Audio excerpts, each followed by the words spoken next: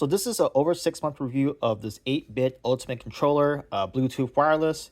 I have it here hooked up to my PC, and this is using the a dongle that's connected to the PC, and this is the hub right here that I'm using.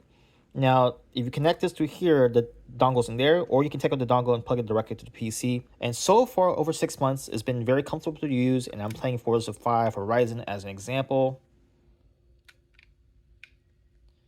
And it works pretty well. All the buttons have done its job. Nothing has faded. The analog sticks have been really good. And all the buttons are pretty crispy. I do have a couple gripes about this controller after 6 months. Sometimes it disconnects from my computer. So I'm playing and that the light goes off and it's trying to reconnect.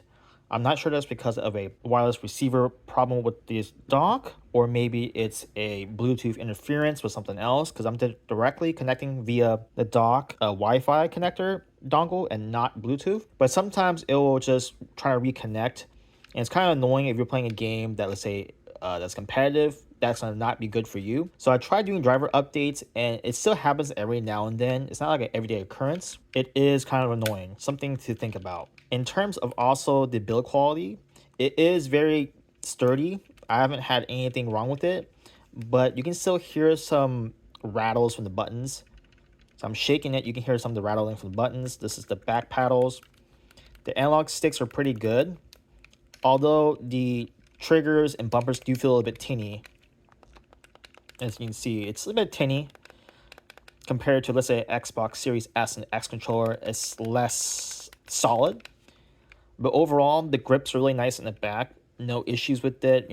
I don't play it so much where there's always residue on here, but it stayed pretty clean for being a white controller, where that's obviously more prone to showing fingerprints and dirt and debris. I will have to say though, the angle of the controller over time, while it's comfortable, is not as ergonomic as the Xbox Series X, because this is more of a straight down angle, whereas the Series X controller, it's more, I guess, slanted. So when you're holding over time, the Series X controller is more comfortable to use over time, whereas this, I'm holding it like this, and it does feel kind of fatiguing on my arms.